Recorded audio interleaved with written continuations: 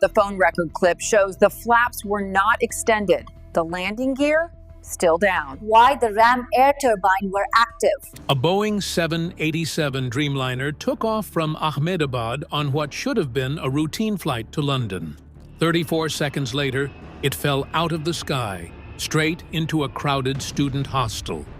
No storm, no warning, just silence, and then impact. Over 270 lives lost. But here's what will leave you speechless.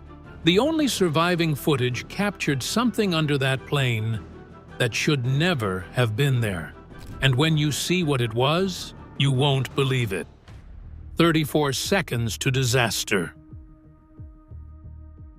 So how does a $300 million airplane take off and then crash in just 34 seconds? The aircraft in question? A Boeing 787 Dreamliner operating as Air India Flight AI-171. On June 12, 2025, at exactly 1:38 in the afternoon, the plane took off from Ahmedabad's Sardar Vallabhbhai Patel International Airport. Weather? Crystal clear. Visibility? Perfect. No turbulence, no mechanical red flags, nothing out of the ordinary. But before the passengers could even take their seatbelts off, it was over.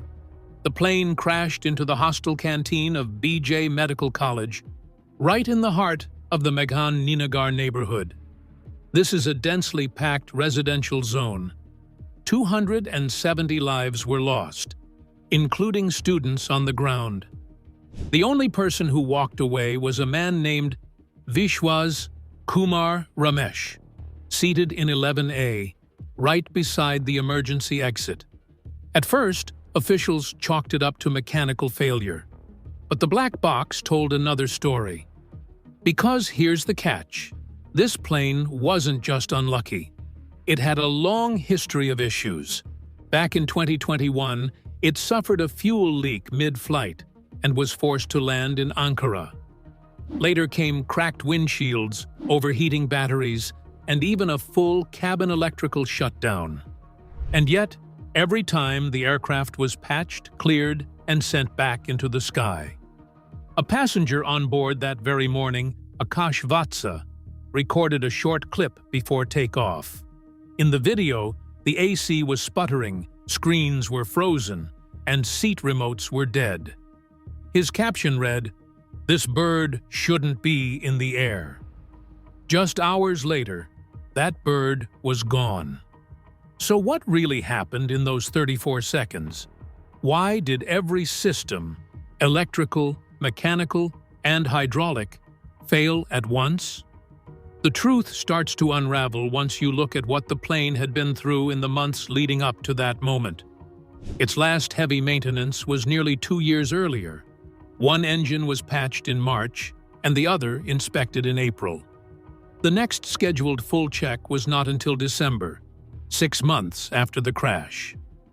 Now the question on everyone's mind wasn't just what failed, it was why no one caught it in time. And that brings us to what was supposed to be just another day in the sky. A day that would expose the cracks beneath an industry built on checklists and trust. Because when Flight AI-171 taxied to the runway, nobody knew what was waiting just seconds after takeoff. Routine until it wasn't. By all appearances, this flight was routine, but it turns out routine can be deceptive, especially when the cracks are hiding in plain sight. Before it took off for London, Flight AI-171 had already completed 2 legs that same day. First, from Paris to Delhi. Then, Delhi to Ahmedabad. That's a tight schedule for any aircraft, let alone one with a record of past malfunctions. Refueling began at 12:20 that afternoon, expected to take 30 minutes, but it ran for 42. Officials would later say that's normal for a full-capacity long-haul trip, but some found the delay strange, especially because everything else, from boarding to pushback, felt rushed. 230 passengers, 10 crew members, 2 pilots. Captain Sumit Sabharwal brought more than 8,000 hours of flight time. His co-pilot, Clive Kunder, had around 1,100. At 1:31, they taxied toward runway 23, the airport's only major runway, surrounded on all sides by tightly packed buildings. By 1:34, they were cleared for departure. And at exactly 1:38 and 24 seconds, the Dreamliner lifted off. 11 seconds later, it hit 625 feet. Then, it just stopped climbing. A single distress call came through. Then, silence. 1:39 and 13 seconds. That's when the plane nosedived straight into the hostel canteen. In those final seconds, 35 students were having lunch. The blast was so violent that nearby residents thought it was an earthquake. Flames tore through windows. Walls collapsed. Smoke blanketed the block. But amid the chaos, one phone recording told investigators something they hadn't expected. A teenager named Aryan had been filming the takeoff, standing on a rooftop with friends. His footage would later reveal critical clues. The plane's landing gear? Still down. And even more alarming, the flaps were not extended. For anyone unfamiliar, flaps are critical for liftoff. They help the aircraft gain lift. Typically, the landing gear is retracted first. Flaps follow later, once cruising altitude is achieved. But Aryan's video showed the opposite. The flaps were in. The gear was out. The plane never stood a chance. And there was one more thing caught on camera: a small spinning object under the belly. Investigators recognized it immediately: a ram air turbine known as the RAT. This device only deploys in a total power loss. No engine thrust, no electrical system, no hydraulics. It's the aircraft's last gasp, a mechanical windmill that uses outside air to generate emergency power. So why was it out during takeoff? Then came Vishwas's statement, the sole survivor. He remembered hearing a loud pop. The lights dimmed, and everything went silent. That moment of silence would become the loudest clue investigators had. Sabotage, system failure, or something worse? See, for a Dreamliner to deploy its RAT, something catastrophic has to happen. The engines, electrics, and hydraulics must all fail. And that's exactly what the footage suggested. So now, investigators had to ask the uncomfortable question: how does a next-generation aircraft lose all power just seconds after liftoff? To answer that, you need to understand what powers this bird. The Boeing 787 runs on an advanced electrical system. At the heart of it are variable frequency starter generators, or VFSGs. These supply power to nearly everything: flight controls, navigation, lighting, communications. If one generator fails, the auxiliary power unit kicks in, but the APU takes 90 seconds to start. Flight AI-171 didn't have 90 seconds. It had 34. So what could shut down everything at once? One theory rose to the top: fuel contamination. Jet fuel is highly refined, but it's fragile. Contaminants like water, rust, or microbial growth can clog filters and starve engines of oxygen. In 2019, a Japan-bound Dreamliner lost engine thrust mid-air from this exact issue. Luckily, that flight had altitude. AI-171 didn't. Now, here's where it gets serious. On the day of the crash, the plane was filled with a fuel mix from 3 different suppliers: Indian Oil, Bharat Petroleum, and Reliance. That's not illegal, but it does increase risk. Each supplier processes, stores, and transfers fuel differently. Cross-contamination can happen during pipeline switches, tanker deliveries, or airport tank transfers. And here's the twist. Ahmedabad Airport had already flagged microbial growth in its fuel storage tanks earlier that year. A cleanup was planned and delayed. Whether that delay played a role in this tragedy is still debated. But the timeline? Chilling. Now, take it one level deeper. Before every flight, technicians are supposed to visually inspect the fuel for color, clarity, and water content. If it's cloudy, it gets flagged. But what if that step was skipped? Or worse, what if the results were forged? Because if that happened, this wasn't just negligence. It was systemic failure. Or possibly sabotage. It's rare, but it's not unheard of. In regions where political tensions simmer or internal airline conflicts run deep, fuel tampering has been used to target specific flights. A small amount of foreign substance in the tanks can cripple engines without triggering early alarms. So now investigators weren't just asking what happened mechanically, they were asking who had access to the fuel lines that day, and what motive, if any, could justify bringing down an entire aircraft loaded with passengers. Because if it wasn't sabotage, it was a chain of ignored warnings that built up to something just as deadly. The Dreamliner's nightmare history. Even before the wreckage cooled, questions began swirling, not just about this crash, but about the aircraft itself. Because this wasn't just any plane.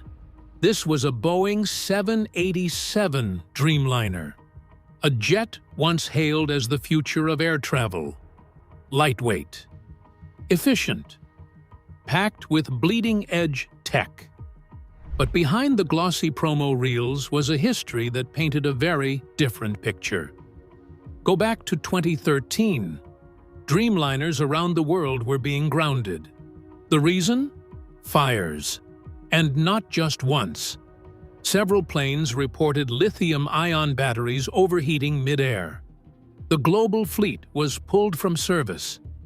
It was the first time in decades that an entire model line had been grounded. The issue was eventually resolved. But the pressure on Boeing didn't disappear. In fact, it grew worse. Demand was skyrocketing. Airlines wanted more jets, fast. And Boeing needed a second production plant to meet that demand. Enter Charleston, South Carolina.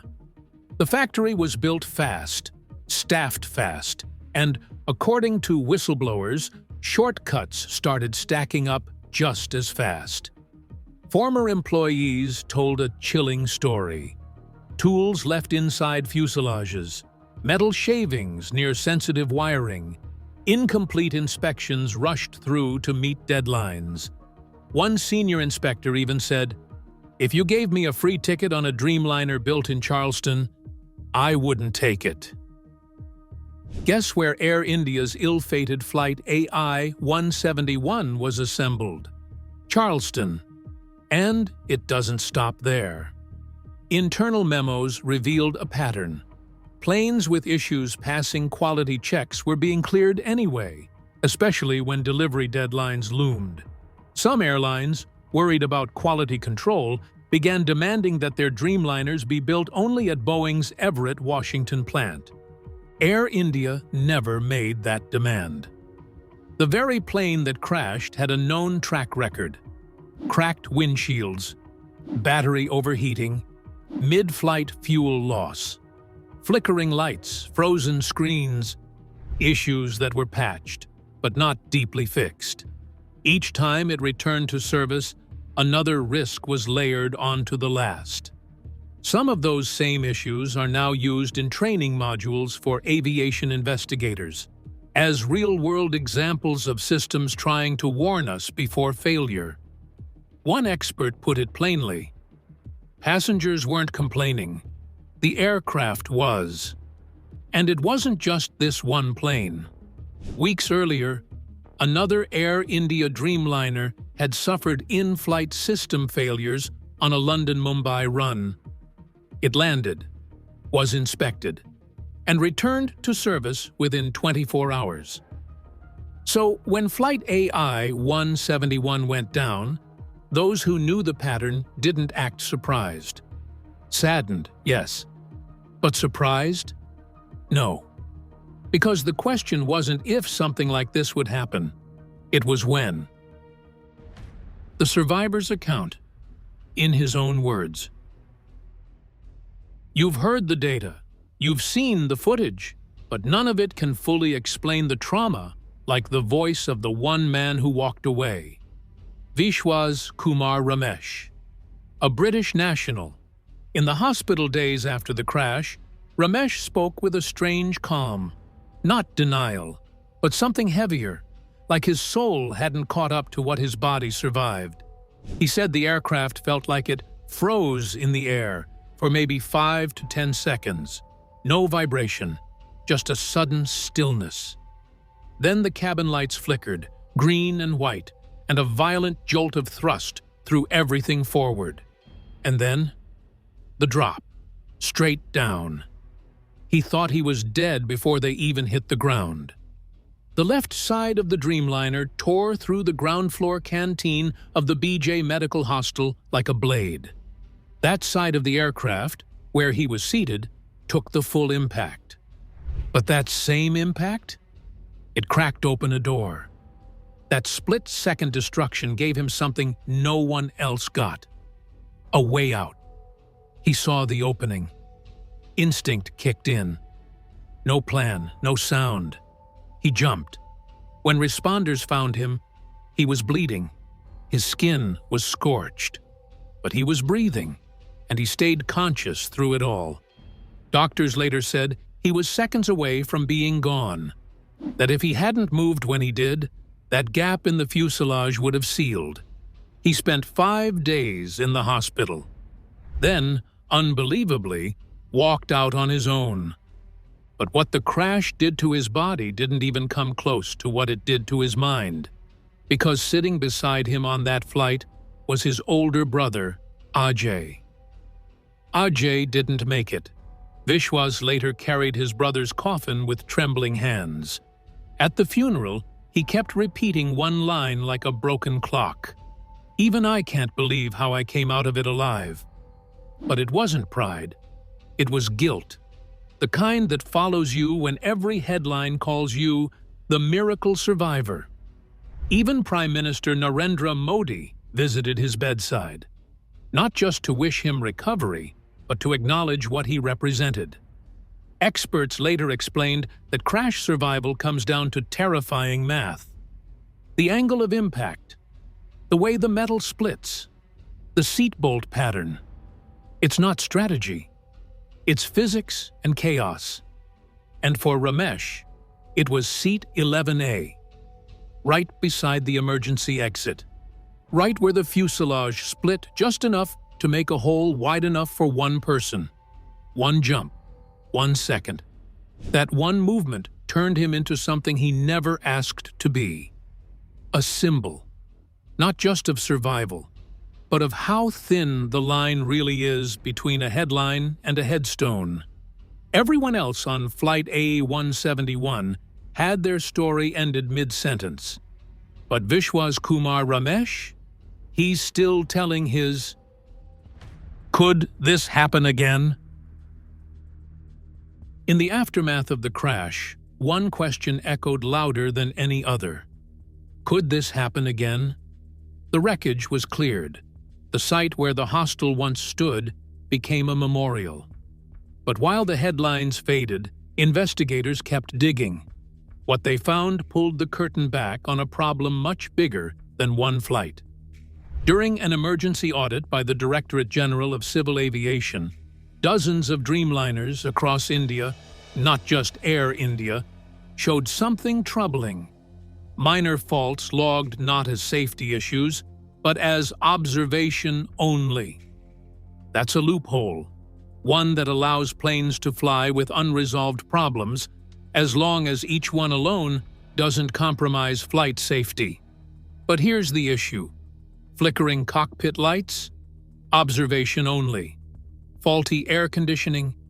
Comfort issue. An engine sync code? Monitor performance. Individually? Harmless? Combined? Lethal. This overlap is what experts call stacked failure exposure. Small problems piling up until they collapse the system like dominoes. And the oversight? It wasn't just technical. It was cultural. See, in 2019, a U.S. audit revealed that Boeing was self-certifying many of its safety tests. That's right. The same company building the planes was also checking its own homework. Whistleblowers warned it would backfire, but speed and profits took the front seat. One former engineer went further, pointing to a flaw nobody thought to notice. Electrical grounding wires twisted too tight. Harmless on day one, damaging after repeated stress. These were little things that didn't make headlines, until they did. In the cockpit, pilots are trained to speak up. But what if nobody's listening? Mechanics are trained to report faults. But what if the pressure says, fix it later? That silence, the quiet nods, the unchecked boxes, the shrugged shoulders, is where the next disaster begins. And in this case, it ended with a Dreamliner that was never supposed to fly, becoming a flying coffin. One pilot anonymously wrote after the crash, "Flying a Dreamliner should feel like commanding a spaceship. But sometimes, you feel like you're babysitting a ticking clock." And now, a message taped to the crash site wall says it all. He was supposed to be eating lunch. Instead, he became part of an avoidable tragedy. The black box answered how the crash happened. But why it happened, and why no one stopped it, still haunts everyone involved. And unless something changes, the next warning might come too late again. Could this have been prevented? Should the warning signs have grounded that flight for good? And most importantly, will it happen again? Let us know what you think in the comments.